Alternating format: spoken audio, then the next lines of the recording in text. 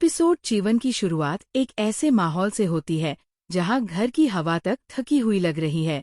दरवाजों पर हाथों के निशान वैसे ही हैं, पर्दे वैसे ही हिल रहे हैं, घड़ी पहले की तरह सेकंड गिन रही है, पर इंसान बदल गए हैं।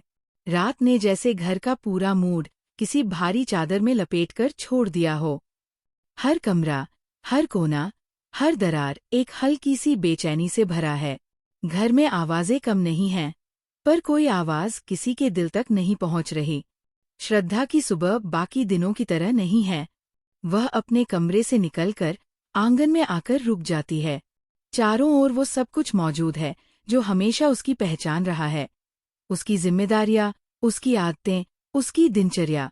लेकिन आज उसके चेहरे पर वो चमक नहीं है जिसे देखकर घर रोशन हो जाता था।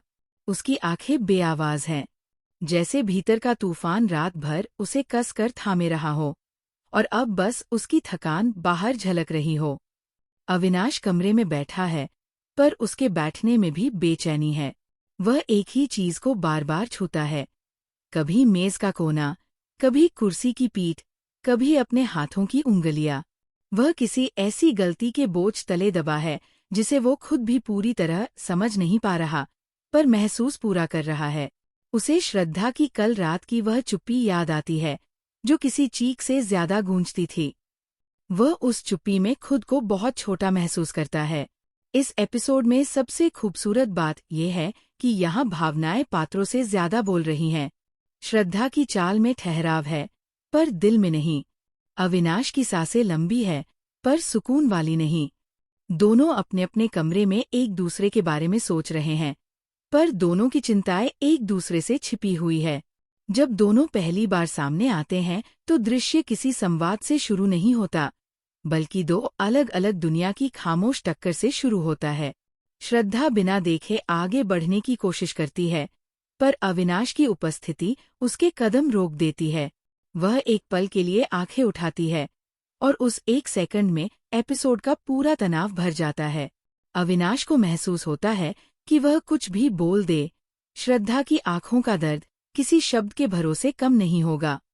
और श्रद्धा को महसूस होता है कि अविनाश की उपस्थिति आज उसे सांत्वना नहीं, बल्कि और सवाल दे रही है। इस टकराहट का सबसे पेचीदा पहलू ये है कि दोनों सही भी है और गलत भी। अविनाश जानता है कि वह कठोर था। श्रद्धा जानती है कि उसने अपेक्षाएं थोड़ी ज्यादा बांध रखी थी। पर रिश्तों में सही गलत वैसे भी किसे साफ दिखाई देता है। दोपहर में उनका दूसरा सामना होता है। ये वह पल है जहाँ कहानी असल में मोड़ लेती है। श्रद्धा किसी काम से रसोई में आती है और अविनाश प्यास बुझाने के लिए।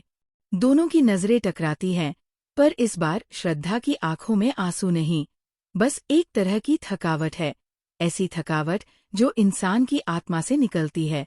अविनाश उससे कुछ कहना चाहता है, पर श्रद्धा का चेहरा देखकर लगता है कि वह बोलने से ज्यादा सुनना चाहती है। लेकिन अविनाश के पास कहने के लिए शब्द कम है, और श्रद्धा के पास सुनने की हिम्मत। एपिसोड का सबसे गहरा हिस्सा वह है जब श्रद्धा एक लंबी सांस लेकर बोलती है, ऐसी आवाज में जहां टूटन नहीं, बल्कि एक अजीब सी परिपक्वता है। वह कहती है कि रिश्ता वह जगह होना चाहिए जहां इंसान सबसे सुरक्षित महसूस करे, सबसे समझा जाए, सबसे सुना जाए। लेकिन जब वही रिश्ता इंसान को सवालों में छोड़ जाए, तो दिल उम्मीद और डर के बीच लटक कर रह जाता है। अविनाश ये सुनकर बिल्कुल स्तब्ध हो जाता है।